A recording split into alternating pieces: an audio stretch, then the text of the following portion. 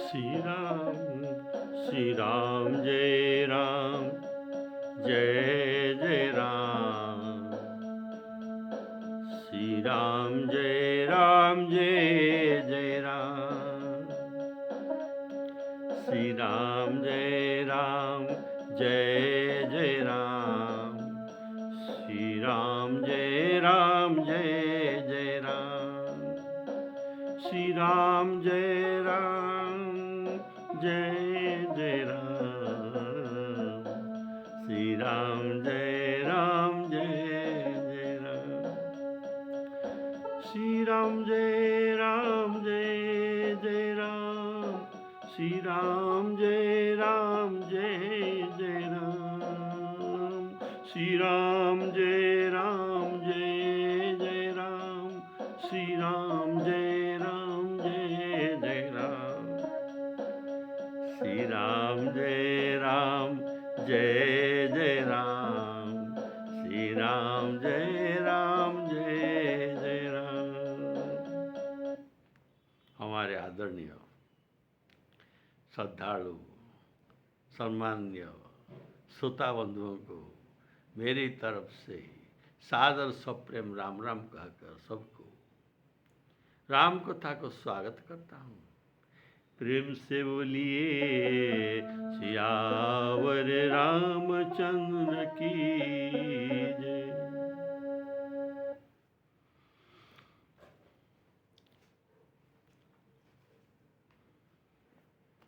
अपने जो पिछले एपिसोड में सुनते आ रहे हैं कि काकभूषणी जी उज्जैन में शिव मंदिर में गुरु जी को कपट सहित सेवा करके उनसे शिव मंत्र पाया। इनका तो खड़ा बुद्धि था, दुष्ट बुद्धि था, इसीलिए ये दुष्ट आचरण कर रहे थे कि वैष्णवजन को और ब्राह्मण को, विष्णु को ये द्रोह करता था। इस पर दयालु गुरु उनको बहुत बार समझाए, लेकिन क्या करे, नीच मनुष्य कभी सुधरते नहीं। नीच मनुष्य कभी सुधरते नहीं।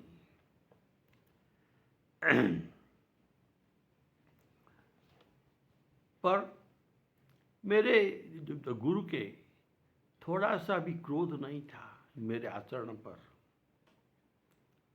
सियावर रामचंद्र की।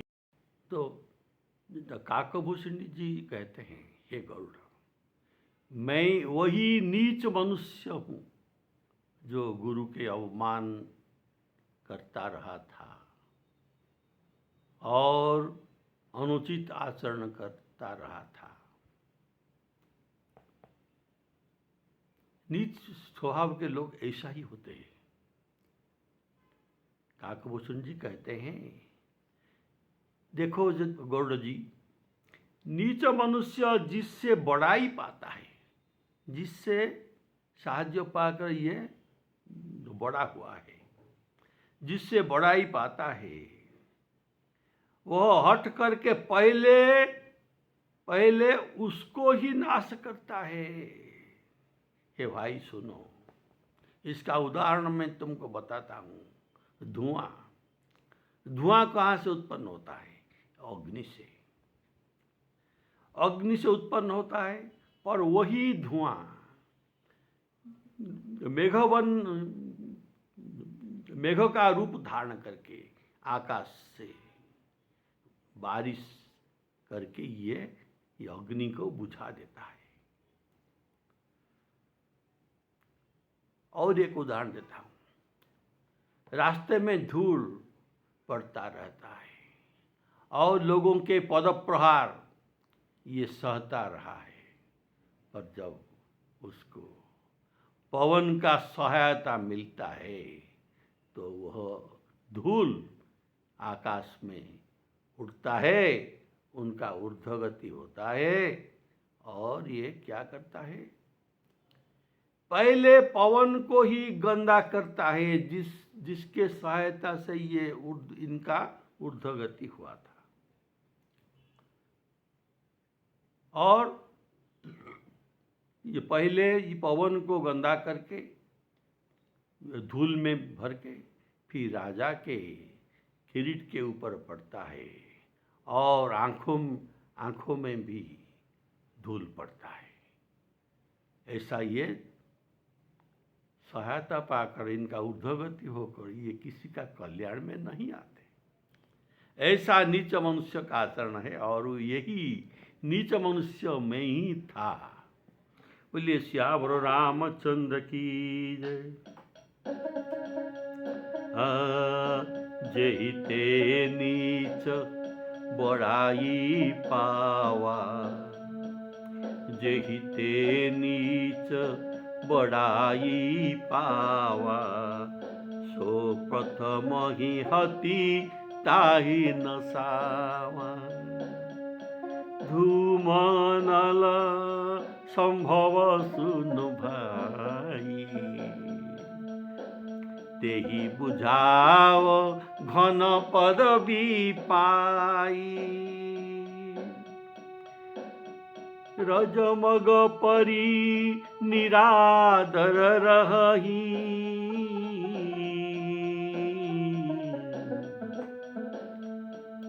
सब पर पद प्रहार नित सही। मरुत उड़ाव प्रथम तेहि भरही,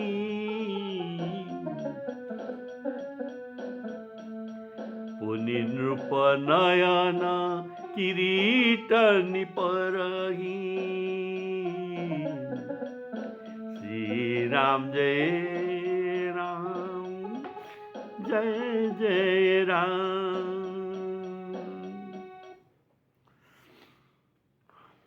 जैसे इसका भाव है, जैसे धूम और धूल जड़ है, धूम और धूल इनका जीवन नहीं, ये तो जड़ है।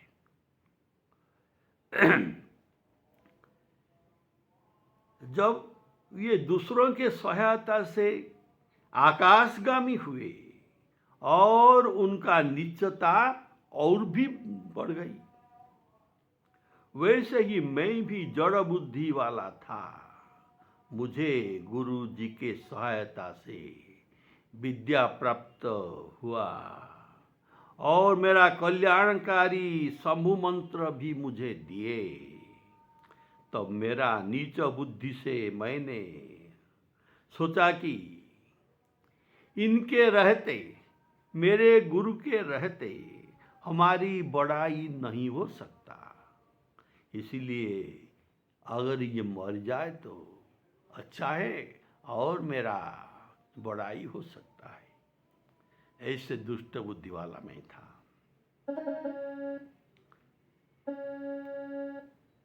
जहि ते नीच बड़ाई पावा, सो प्रथम ही हति ताहि नसावा। काकभूषण जी कहते हैं, हे पक्षीराज सुनिए, बुद्धिमान लोग इस प्रकार इस बात को समझकर अधम का संग अर्थात नीच का संग कभी नहीं करते। कवि और पंडित ऐसी नीति कहते हैं कि दुष्टों से न झगड़ा कीजिए। ऐसा पंडित लोग और नीति शास्त्र कहते हैं कि दुष्टों लोगों से झगड़ा मत कीजिए, और इससे अच्छा नहीं होता, और न प्रीति भी अच्छा है। इसीलिए हे गोसाई, इनसे प्रीति भी करना नहीं चाहिए। इसीलिए हे गोसाई, खल से सदा उदासीन अर्थात न शत्रु भाव या न मित्र भाव रखना चाहिए। उसको कुत्ते की तरह त्याग करना चाहिए, उसे कुत्ते की तरह त्याग करना चाहिए। गुरु मुझे हित की बात कहते हैं और यह मुझे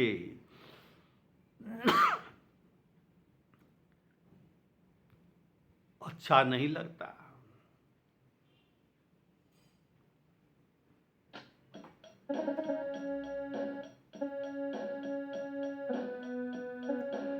सुनु खगपति यस समुझी प्रसंगा, बुध नहीं करही अधम कर संगा। कवि को विदस गावही नीति, खलसन कलहन भला नहीं प्रीति। उदासीन नित रहिय गोसाई, उदासीन नित रहिय गोसाई। खल परिहरिय दुष्ट की नाई। कवि को विद गावही असी नीति, खलसन कलहन भल नहीं प्रीति। उदासीन नित रहिय गोसाई, खल परिहरिय स्वान की नाई। मैं खल हृदय कपट कुटिलाई, गुरु हित कही न हमहि सोहाई।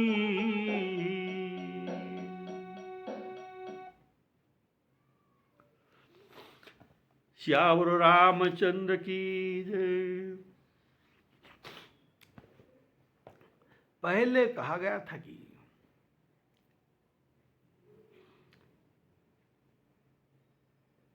खड़ के साथ प्रीति या वैरभाव करना नहीं चाहिए, इससे कभी अच्छा नहीं होता, बुराई ही होता है। और अब बताते हैं कि आखिर उनके साथ क्या करना चाहिए, कैसे बर्ताव करना चाहिए। इससे काकभूषण जी कहते हैं उनसे उदासीन रहो, उनसे उदासीन रहो। जैसे जो कुत्ते को जो श्वान की तरह इसे दूर से ही रखो।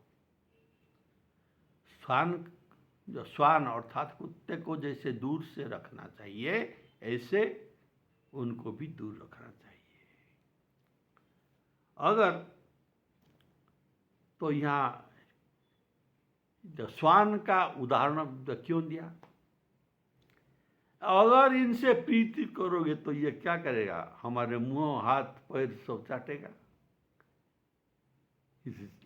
और ये है चंडाल पशु, अगर ये चाटेगा तो हमारे देह पवित्र होता है। तो इससे स्नान करना भी चाहिए, यह अपवित्रता नष्ट करने के लिए। तो ये हमारे शरीर को अशुद्धि कर देता है। और अगर इनसे वैरभाव करोगे तो ये कुत्ता क्या करेगा? काट लेगा। कुत्ता के काटने से कितना इंजेक्शन लेना पड़ता है, और अगर ये टिटानस इंजेक्शन कितना दुखदायक है, जो लिया है उसे मालूम है। तो इससे अगर ठीक हुआ तो ठीक हुआ, नहीं तो ये मरण भी हो सकता है। और देखिए, एक उदाहरण मैं कहता हूँ, कपिला गाई। कपिला गाई अत्यंत शुद्ध सद्बुद्धि वाला ये गाय है। अगर ये कोई दुष्ट गाय के साथ साथी हुआ और उसके साथ उनके कहने पर चरने के लिए गया, तब क्या होगा? जहाँ हरी भरी फसल है वहाँ पर ये ले जाएगा और दोनों चरते रहेंगे। फिर जब मालिक आएगा तो एक डंडा फेंकेगा, तो दुष्ट गाय ये जानता है, ये वहाँ से पलायन करके भाग जाएगा। लेकिन ये डंडा का प्रहार कपिला गाय को तो लगेगा। तो ये है दुष्ट का साथ होने का ये परिणाम। ये तो खस के चला जाएगा, लेकिन अहित होगा सीधे लोगों का। तो बोलिए श्याम रामचंद्र की जय। और ऐसे ही अगर हम दुष्ट लोग के साथ प्रीति करेंगे तो ये चाहेगा इसको हमारे जैसा मैं बना लूंगा।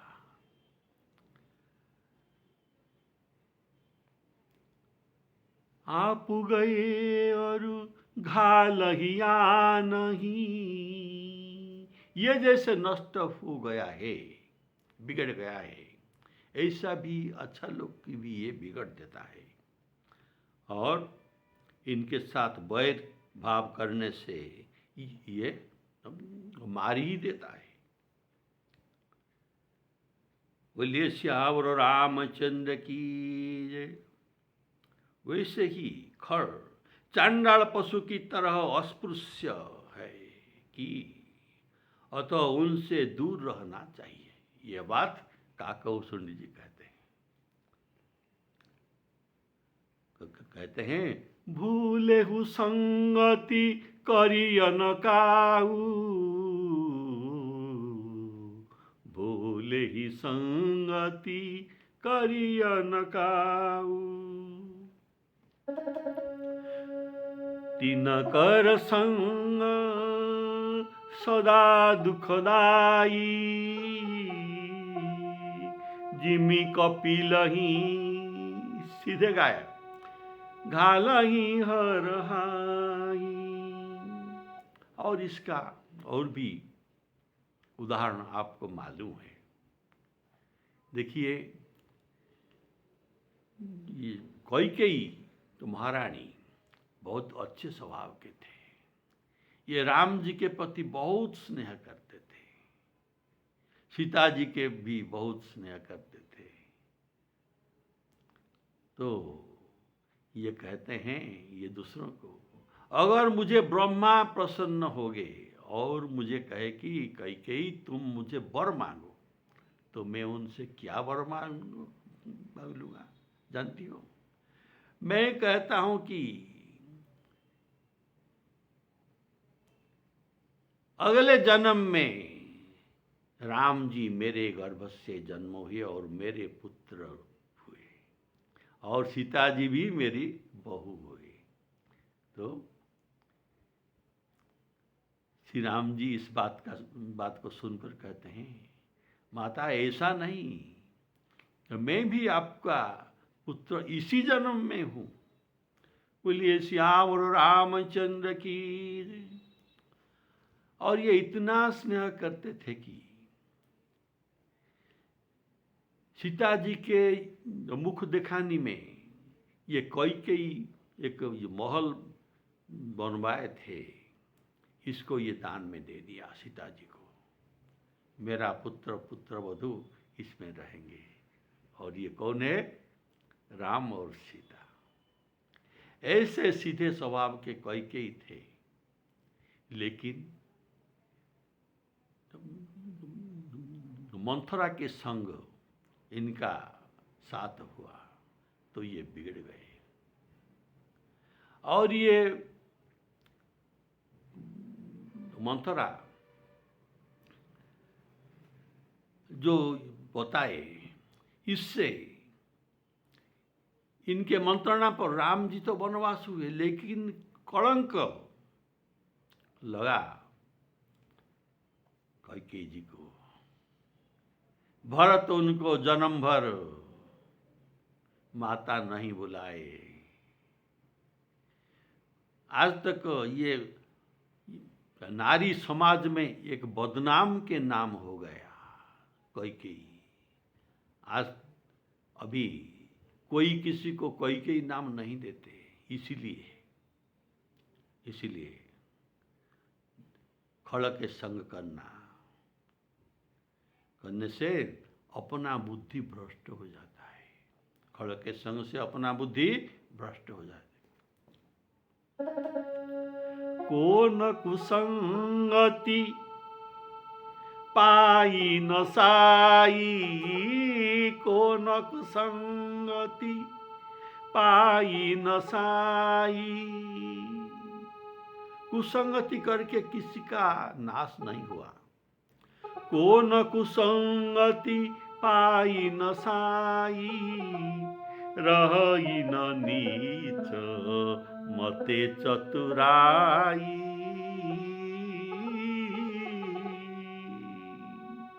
नीच के मत में, नीच के मत के अनुसार चलने से अपना चतुरता काम नहीं करता, इसीलिए सदा वर्जनीय। बोलिए श्यावर रामचंद्र की। तो काकभूषण जी कहते हैं, सुनु खगपति अस समुझी प्रसंगा, बुध नहीं करही अधम कर संगा।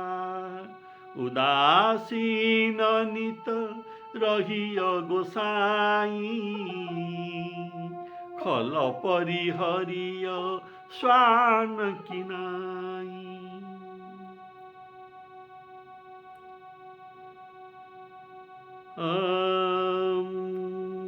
कवि कोविद कहीं असी नीति, खलसन कलहन भल नहीं प्रीति। तो मैं वही खल था जो स्वभाव के कारण मैं बाहर से मेरा गुरु का शिष्य गलता था, पर भीतर से अपना मान बढ़ाने के लिए उनका उपदेश जो मैं नहीं सुनता था, मुझे अच्छा नहीं लगता। गुरु उपदेश मुझे देते हैं क्या? शिवजी हरि के श्रीहरि के सेवक हैं, ये बात मैं नहीं मानता। शिवजी तो सबसे बड़ा है। और यह बात सुनकर मेरे हृदय जलता था। हर कहूँ हरि सेवक गुर कहेऊ, सुनी खगेश हृदय मम दहेऊ। और इसी से उनका उपदेश मुझे बिल्कुल अच्छा नहीं लगता था। क्यों? मैं खड़ा हृदय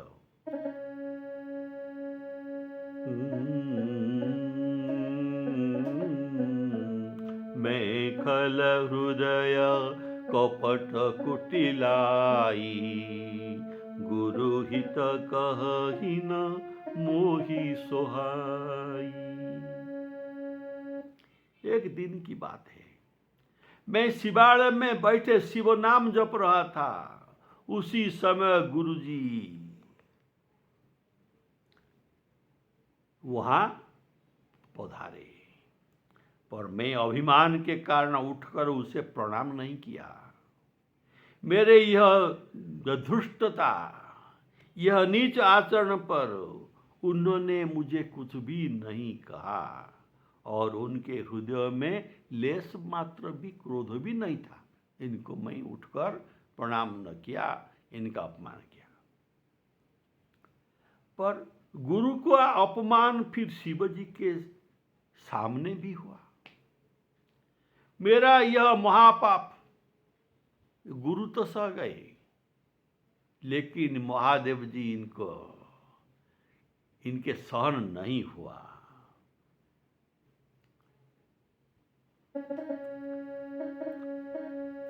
मेखल एक बार शिव मंदिर जपत रहेऊ हरिनाम, जपत रहेऊ शिव नाम, जपत रहेऊ शिव नाम। गुरु आएऊ अभिमान ते, उठी नहीं की न प्रणाम। सो दयालु नहीं कहेऊ कछु, उर न रोष लवलेश। अति अघ गुरु अपमानता, सही नहीं सके महेश। तो एक दिन का बात की, मैं शिव मंदिर में जाकर जप किया तो करता था। मेरे हृदय में तो अभिमान, अहंकार और दंभ भरा हुआ था। लोगों को दिखाने के लिए और उनसे सम्मान पाने के लिए मैं ये जप का अभिनय मंदिर में कर रहा था, इसलिए कि लोग मुझे देखें और मुझे सम्मान करें। लेकिन ये जप में भी मेरा कपट भाव था। असल में मैं तो जप कर रहा था, लेकिन असल में मैं आंख को खुलकर देख भी रहा था और दूसरा टाइम में आंख बंद रखना। कौन आया है और कौन मुझे देख रहा है, इनके देखने पर मुझे ये देखने पर इनका मन में क्या क्या भाव चलता है, ये भी मैं देखता था। तब गुरु जी आए तो ये भी मैं आंख बंद किया था, लेकिन मुझे मालूम होगा, मैं चुप चुप के उनको वो देख ही लिया था। लेकिन मैं अभिमानी था और समझा कि मैं तो जपोनिष्ठ यहाँ बैठा हूँ, तो गुरु को क्यों उठकर प्रणाम करूँगा। मैं नहीं देखूँ, नहीं प्रणाम करूँगा। और तो मेरे मन में तो अहंकार था, इसीलिए मैं मंदिर में जाकर जप किया करता था। जपौ मंत्र शिव मंदिर जाई, हृदय दंभ अहमिति अधिकाई। तो मेरा मन में यह अभिमान यह था कि गुरु का ठीक ज्ञान नहीं है। ये वेदों कहते हैं, लेकिन वेदों का यथार्थ ज्ञान इनको मालूम नहीं है। तो मुझे उपदेश दे देकर मेरे अज्ञान को ही बढ़ा देते हैं। गुरु तो ज्ञान देने वाला है, लेकिन इनका बात मुझे मेरा अज्ञान को बढ़ाते रहे हैं। इसीलिए खड़े होकर उनको प्रणाम नहीं किया। और शास्त्र में तो कहा गया है क्या,